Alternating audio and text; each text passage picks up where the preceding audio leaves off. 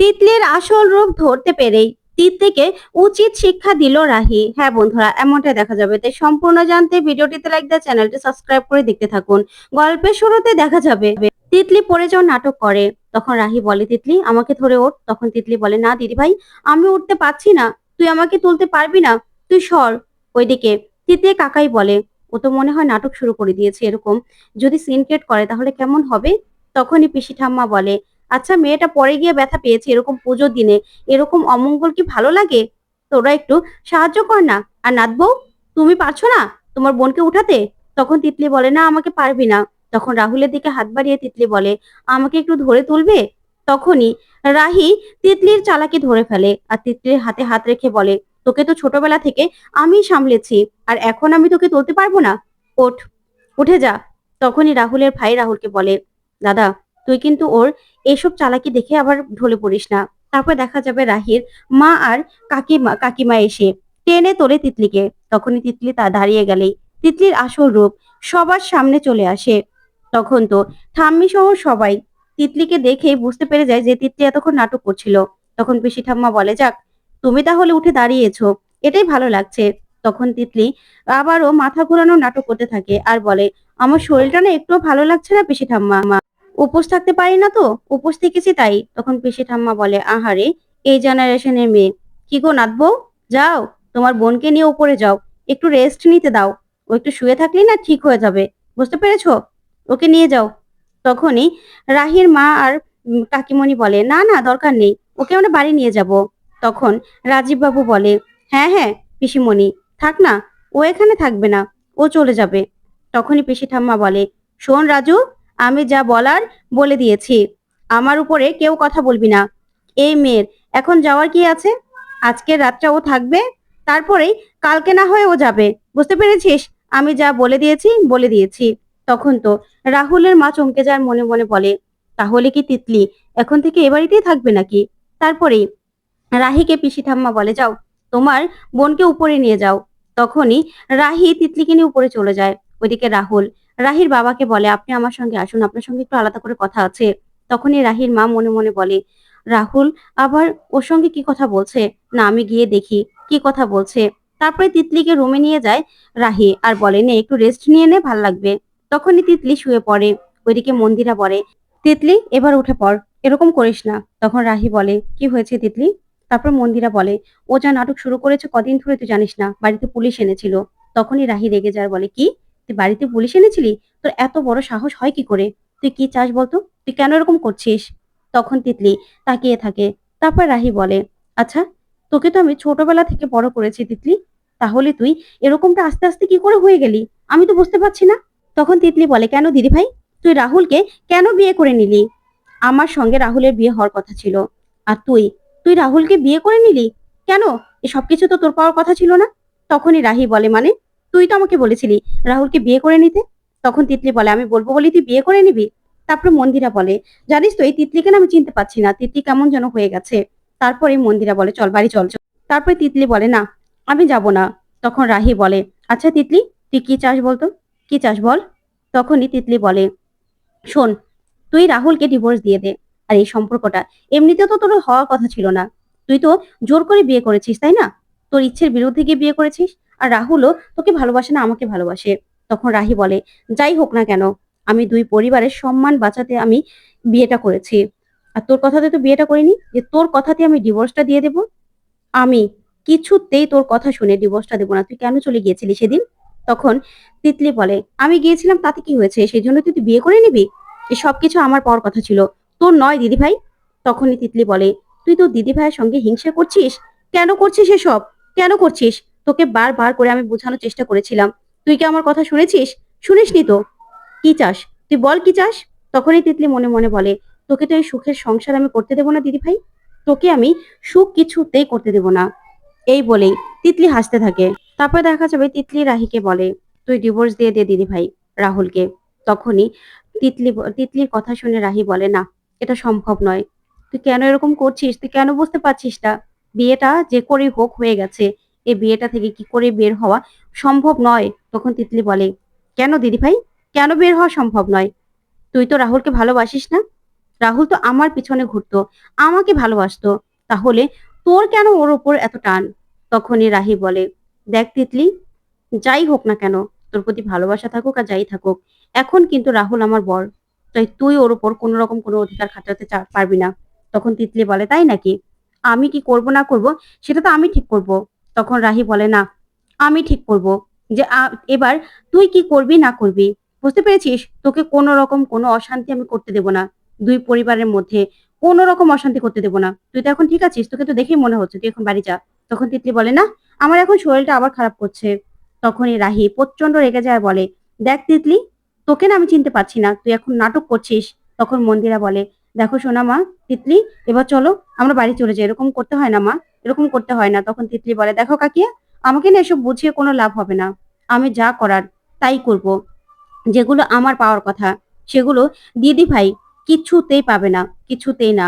তখনই রাহি বলে, আচ্ছা আমি বুঝতে পারছি না, তুই কেন এরকম করছিস? তোকে তো আমি এরকম ভাবে বড় করিনি, আর তোকে না কোনো রকম কোনো অশান্তি আমি করতে দেব না। ওইদিকে রাহুলকে রাহির বাবা বলে, রাহুল বাবা এখানে আমাকে কেন আসতে বললে? তখন রাহুল বলে, আপনার মেয়ে এসব কি করছে? কি করছে আপনার মেয়ে? কেন এরকম করছে? আমি তিতলিকে ভালোবাসতাম, ভালোবেসে বিয়ে করতে চেয়েছিলাম, কিন্তু বিয়ের দিন ও মণ্ডপ থেকে পালিয়ে গেছে, তারপরেও কেন আমাদের বাড়িতে আসছে, সিনক্রেট করছে। তখনই রাহির মা বলে, বিশ্বাস করো, এতে না আমাদের কোনো দোষ নেই, আমরা অনেক চেষ্টা করছি ওকে সামলানোর, তুমি এরকম করো না বাবা। তখনই রাহুলের কাছে রাহির বাবা হাত জোর করে ক্ষমা চায়। তখন রাহুল বলে, না না, আপনি আমার গুরুজন, আপনি কেন হাত জোর করে ক্ষমা চাইবেন বলুন তো? আপনাদের তো কোনো দোষ নেই, সব দোষ হলো আমার কপালের। আমি না ওকে সহ্য করতে পারি না, আমার চোখের সামনে দেখলে আমি তিতলিকে নিজেকে কন্ট্রোল করতে পারি না। কেন ও বারবার চোখের সামনে চলে আসে বলুন তো? কেন চলে আসে? আমি না বুঝতে পারছি না, ও কি চাইছে, কি করতে চাইছে, এরকম কেন করছে ও? আমার পরিবার ছাড়া আমার কাছে আর কেউ নেই, আমি আমার পরিবারকে বড্ড ভালোবাসি, আমার পরিবারকে আমি অনেক সম্মান করি, আমার পরিবারকে সম্মান বাঁচানোর জন্যই আমি এই বিয়েটা করেছি। তারপরেও তিতলি কেন এরকম করছে, সেদিন চলে গিয়েও কেন এরকম করছে? তখনই দেখা যাবে রাহুলের বাবা সেখানে চলে আসে আর এসেই বলে, রাজীব বাবু, আপনি রাহুলের কাছে কেন ক্ষমা চাইছেন? আপনি তো ক্ষমা চাইবেন না, আপনি কেন ক্ষমা চাইবেন? তখন রাজীব বাবু এগিয়ে আসে আর এসেই বলে, আচ্ছা রাহুল, তোমাদেরকে আমি বড় করতে পারিনি, তোমার দিদিকে আর তোমাকে আমি মানুষ করতে পারিনি। তোমাকে আমি আগে বলিনি এই মেয়েকে তুমি বিয়ে করো না রাহুল? তুমি কি আমার কোনো কথা শুনেছিলে? শোনোনি তো। তোমাকে আমি বারবার বলেছিলাম এই মেয়ে আমাদের বাড়ির যোগ্য না, তারপরেও তুমি আমার কথা অমান্য করে তুমি এই মেয়েটাকে বিয়ে করতে চেয়েছো, তার ফল কি তুমি পেয়েছো? এবার আমি যা করেছি তাতে কি তোমার মনে হচ্ছে যে আমি ভুল সিদ্ধান্ত নিয়েছি? বলো, তুমি আমার চোখের দিকে একবার তাকিয়ে বলো যে হ্যাঁ বাবা, তুমি ভুল সিদ্ধান্ত নিয়েছো, তাহলে তুমি যা শাস্তি দেবে তাই আমি মাথা পেতে নেব। তখনই রাহুল ওর বাবার দিকে তাকায়, কাঁদতে থাকে। তখন রাজীব বাবু বলে, বলো রাহুল, আমি তোমার কষ্টটা বুঝতে পারছি, কিন্তু আমাদের দুই পরিবার এখন আর আলাদা কোনো পরিবার নয়, আমরা দুই পরিবার এক এক হয়ে গেছি, আমাদের দুই পরিবারের সম্মানই আমাদেরকে দেখতে হবে। কিন্তু এখানে তিতলি যা করছে সেটা তিতলির অসভ্যতা, ওই মেয়ে কোনোদিনও আমাদের পরিবারের যোগ্য ছিল না। তোমার কি মনে হয় বলো? তখন রাহুল বলে, আই এম সরি বাবা। এই কথা বলেই সেখান থেকে চলে যেতে লাগে রাহুল। তারপরেই রাহির বাবাকেও সরি বলে সেখান থেকে চলে যায়। তারপরে রাজীব বাবু রাহির বাবাকে বলে, আপনারা চিন্তা করবেন না, আমাদের ছেলে অনেক বোঝে, ও ঠিক সবটা সামলে নেবে। ওইদিকে পিসি ঠাম্মা দেখতে পায় কেউ সামনে নেই। তখন পিসি ঠাম্মা বলে, প্রসাদ তো দিতে হবে, কাউকেই তো দেখছি না, সবাইকে সবাইকে ডেকে নিয়ে আয়। তখন নিমু পিসি ঠাম্মার যাওয়া আটকানোর চেষ্টা করে। তখন অনেক কিছু করতে থাকে নিমু। আর ওইদিকে অনি হাসতে থাকে এই কাণ্ড দেখে। ওইদিকে রাহি তিতলিকে বলে, তুই এখন সুস্থ আছিস, তুই এখন চলে যা, তুই আমার পরিবারের কোনো ক্ষতি করতে পারবি না। তখনই তিতলি বলে, ঠিক আছে, আমি চলে যাব। তখনই মন্দিরা বলে, চল মা চল, তোর কাছে আমি হাত জোর করে বলছি আর কোনো সিনক্রেট করিস না। তখন তিতলি হাসে আর বলে, ঠিক আছে আমি চলে যাব, কিন্তু যাওয়ার আগেই পিসি ঠাম্মাকে সব সত্যিটা আমি জানিয়ে দিয়ে যাব যে আমার সঙ্গে রাহুলের বিয়ে হওয়ার কথা ছিল। তখন মন্দিরা বলে, তিতলি, তুই কি পাগল হয়ে গেছিস? তুই শেষ পর্যন্ত তোর বোনের সংসার ভাঙবি? তখন তিতলিকে রাহি বলে, ঠিক আছে, বলে দে, বলে দে তুই। তখনই তিতলি বলে, সত্যি দিদি ভাই, আমি বলে দেবো তো, আমি সব সত্যিটা বলে দেব যে তোর সঙ্গে কিভাবে রাহুলের বিয়েটা হয়েছে।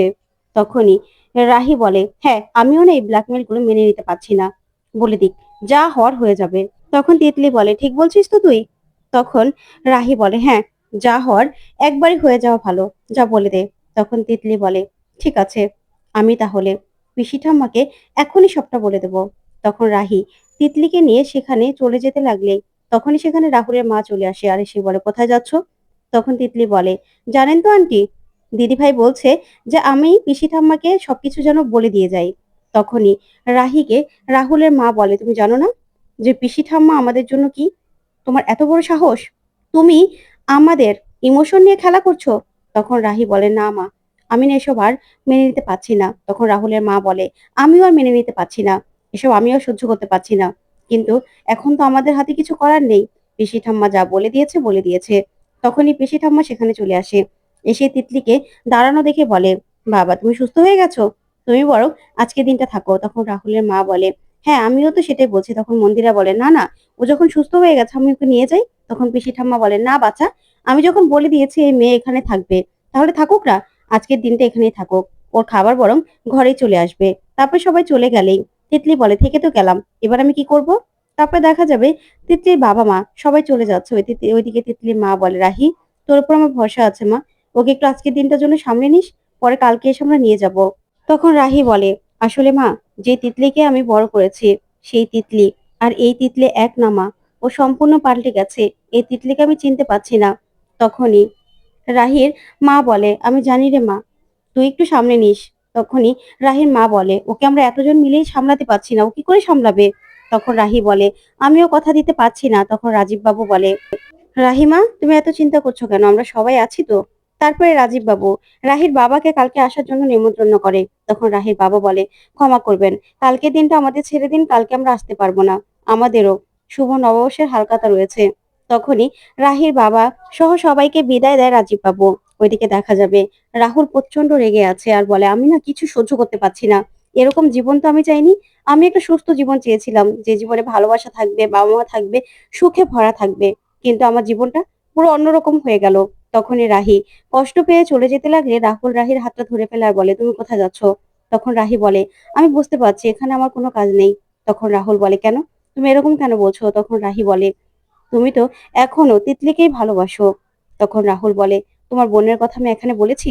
বলিনি তো। আমি এটা বুঝতে পেরেছি এতদিনের কর্মকাণ্ডে যে তিতলি এই বাড়ির যোগ্য নয়, সেটা আমি এতদিনে ঠিক বুঝে গেছি রাহি। তো বন্ধুরা, কেমন লাগলো আজকের আপডেট কমেন্ট করে জানাতে ভুলবে না। ধন্যবাদ।